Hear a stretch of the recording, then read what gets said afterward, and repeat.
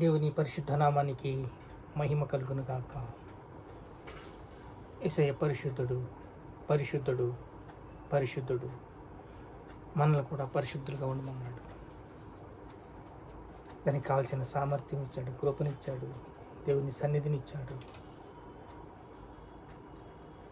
ఎఫెసీయులకు రాసిన పత్రిక 1వ అధ్యాయం 15వ వచనం. ఈ హేతువు చేత ప్రభువైన యేసు నందులి మీ విశ్వాసమును గురించి పరిశుద్ధులందరి ఎడల మీరు చూపుచున్న విశ్వాసమును గురించి నేను వినినప్పటి నుండి మీ విషయమై మానక దేవునికి కృతజ్ఞతాస్తుతులు చెల్లించుచున్నాను.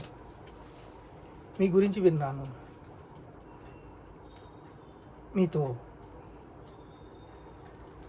దేవుని సన్నిధిలో కృతజ్ఞతాస్తుతులు చెల్లించుచున్నాను. విశ్వాసము యొక్క పరిమాణము, విశ్వాసము యొక్క జీవన ఆధారము. విశ్వాసము అంచులంచులుగా దేవుడు బలపరుస్తున్నప్పుడు దాంట్లో పరీక్షలు చాలా ఉంటాయి. చూడండి, మీతో దేవునికి పని ఉంది. దేవుడు మీతోనే ఉన్నాడు. అది గమనిస్తే చాలు. కోడి తన రెక్కల కింద పిల్లల్ని కాపాడినట్లు ఆయన మిమ్మల్ని కాపాడుతూ ఉంటాడు. నువ్వు అటు ఇటు పోయేవనుకో, గెద్దొచ్చి ఎత్తుకెళ్ళిపోతుంది.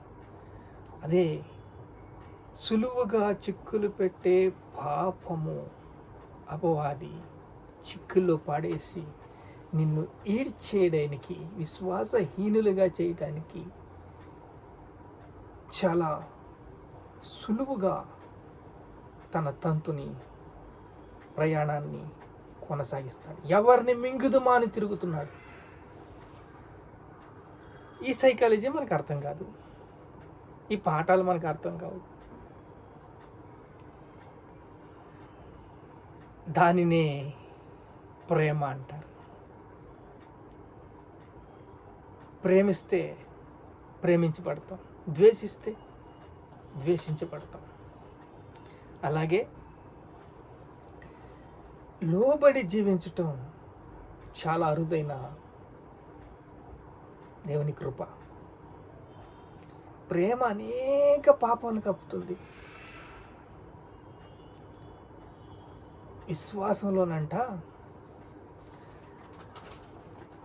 ఏమంటున్నాడు?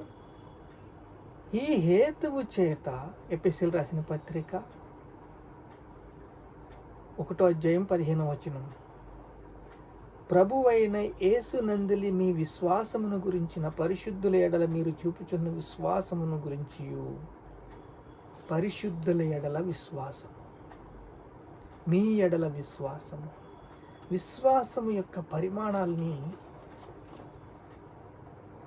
కొనసాగిస్తున్నప్పుడు దయాగుణం, దేవుని ప్రేమ అన్నీ కూడా మనలో ఆవరించి ముందుకు నడిపిస్తూ ఉంటాయి. అంచులంచులుగా నీలో మార్పు కనిపిస్తుంది.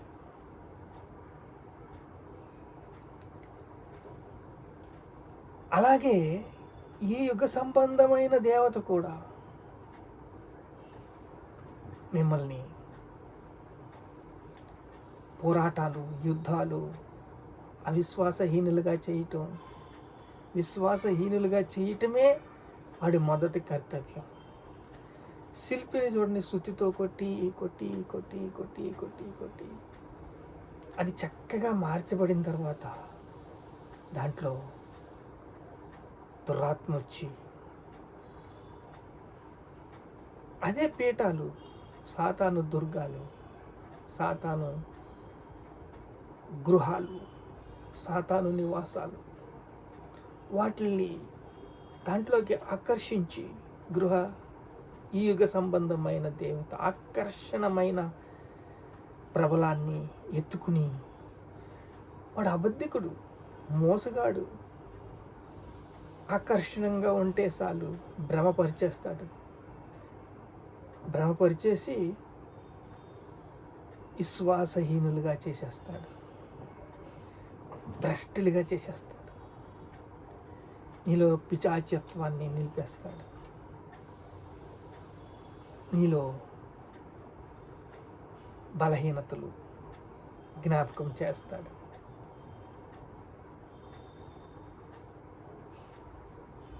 నిరాశ నిస్పృహను పుట్టిస్తాడు. నువ్వు ఏంటంటే దేవుడి దగ్గరికి వెళ్ళకూడదు, పరిశుద్ధులతో సహవాసం ఉండకూడదు. అలా ఉన్నప్పుడు విశ్వాసహీనులుగా చేయటమే వాడి మొదటి కర్తవ్యం. చూడండి, అబ్రియల్ రాసిన పత్రిక 11వ అధ్యాయం చూస్తే, విశ్వాసం అనేది నిరీక్షింపబడి యొక్క నిజ స్వరూపమై ఉన్నది, అదృశ్యమైనవి ఉన్నవిని రుజువైనట్టు ఉన్నది. దానిని బట్టి పెద్దలు సాక్ష్యం పొందిరి. ప్రపంచములు దేవుని వాక్యముల నిర్మాణమైనవి, అందును బట్టి దృశ్యమైనవి కనబడి పదార్థములు నిర్మింపబడి విశ్వాసము చేత గ్రహించుచున్నాము. దేవుని వాక్యము చేత నిర్మాణమైనవి అంట ఈ పట్టణాలు, ఈ ప్రకృతి నిలయాలు. విశ్వాసము నిరీక్షణతో కూడి ఉందంట. ఆ నిరీక్షణ నిజస్వరూపమే అదృశ్యమని ఉన్నవి రుజువైనట్టున్నదంట. మీకు ఏమని చెప్పాలంటే, అమెరికా ఈరోజు అందరూ చేసిన అభివృద్ధి వల్ల అమెరికా ఫామ్ అయింది. ఈ అమెరికాలో క్రైస్తవ్యం ఎలా వచ్చిందండి? మిషనరీలు ప్రార్థనలు చేసి ఉజ్జీవాన్ని రగిలించి, జాన్ వెస్లీలు ఇలా అనేక మిషనరీలు అక్కడ ఉజ్జీవాన్ని రగిలించారు. ఉజ్జీవాన్ని రగిలించి అభివృద్ధి చేశారు.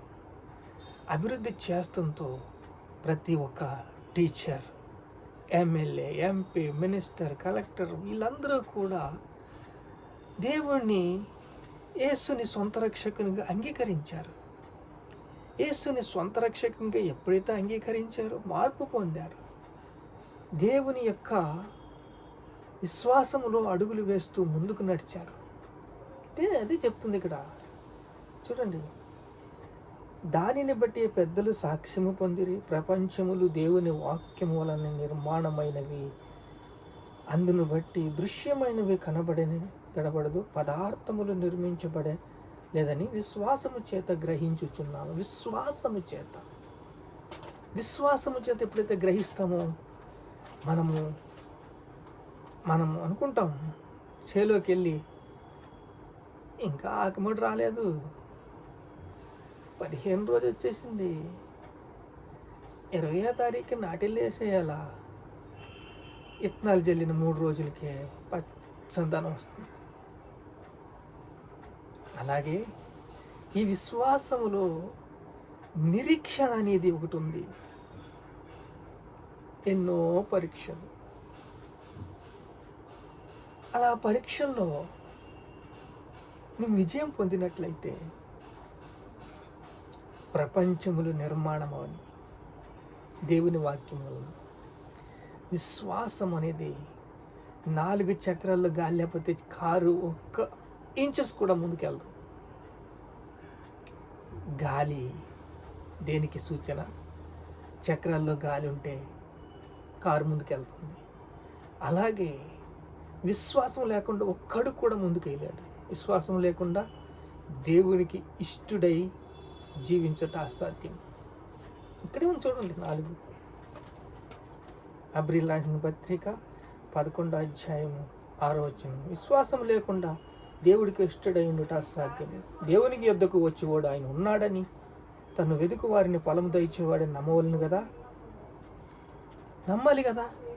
అంటే నమ్మటంలో విశ్వాసము అంచులంచులుగా పెరిగి నీ యొక్క బలత్వాన్ని కనపరుస్తాయి.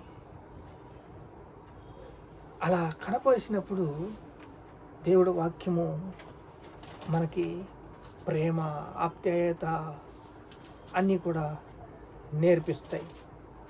చూడండి 17 చూస్తుంటే, ఎపిసిల్ రాసిన పత్రిక 1:17 మరియు మీ మనోనేత్రములు వెలిగింపబడినందున ఆయన మిమ్మల్ని పిలిచిన పిలుపు వల్ల నిరీక్షణ ఎట్టిదో, పరిశుద్ధులతో ఆయన స్వాస్థ్యం యొక్క మహిమైశ్వర్యం ఎట్టిదో, ఆయన క్రీస్తునందు వినియోగపరిచిన బలాతిశయమును బట్టి విశ్వాసము ఇందు ఆయన చూపుచున్న తన శక్తి అపరిమితి ఎట్టిదో, మహత్యం ఎట్టిదో తెలుసుకొనవలెను. మిమ్మల్ని పిలిచిన పిలుపును గురించి మనోనేత్రాలు మీకు తెరవబడాలి. అప్పుడే మీరు నిరీక్షణలో ముందుకు కొనసాగుతారు. ఏమని పిలిచాడు? మిమ్మల్ని పిలిచిన వాడు నమ్మదగిన వాడు. మీ మనోనేత్రాలు తెరవబడినప్పుడు, వెలిగించబడినప్పుడు ఇతరులు దూషించిన, ద్వేషించిన, ఏళన చేసిన మీరు ఆ ఊబిలోకి వెళ్ళలేరు. విశ్వాసం ఉందే మీరు ముందుకు కొనసాగుతారు. విశ్వాసంలోనే మీరు ముందుకు కొనసాగుతారు. కోర్స్ ఏదైనా చిక్కులు పడే పాపంలో మీరు పడిపోతే వెంటనే బయటకు వచ్చేసి పశ్చాత్తాపడి దేవుని సన్నిధికి రండి. దేవుని సన్నిధికి వచ్చి పశ్చాత్తాపడండి. దేవుని మాట ఎప్పుడైతే విన్నారో వినుట వల్ల విశ్వాసం కలుగుతుంది. ఆ విశ్వాసం మీకు బలాన్ని ఇస్తుంది, బలపరుస్తుంది, ముందుకు నడిపిస్తుంది. పశ్చాత్తాపడతారు, ప్రార్థన చేస్తారు. ఎప్పుడు కూడా మనము విశ్వాసాన్ని కోల్పోకూడదు. నిరాశని ఊబిలోకి వెళ్ళిపోకూడదు. నిస్పృహ మిమ్మల్ని వెంటాడుతుంది. నిరీక్షణ, ఎప్పుడు నిరీక్షణలో మీరు ముందుకు కాచుకుని ఉంటే మీరు బలాభివృద్ధి పొందుతారు. ప్రార్థన చేసుకుందాం. మహాపరిశుద్ధుడైన తండ్రి, మీకు స్తోత్రాలు. నశించిపోతున్న ఆత్మల పట్ల భారము అయ్యా, పరిశుద్ధాత్మను ముద్రించావు. అది అభివృద్ధి చేయడానికి, ప్రకాశింపచేయడానికి, లోకానికి ఉప్పుగా వెలుగుగా ప్రకాశించుటకు, పరిశుద్ధులతో సహవాసించుటకు, నాయనా ప్రపంచములు నిర్మాణము చేయుటకు, నాయనా నిరీక్షణ యొక్క ఆధారములో తండ్రి మేము ముందుకు సహాయం చేయండి. బలపరచండి, స్థిరపరచండి, సిద్ధపరచండి. మీకే సమస్త మహిమ ఘనత ప్రభావాలు యేసుక్రీస్తు నామములో చెల్లిస్తున్నాం తండ్రి. ఆమేన్.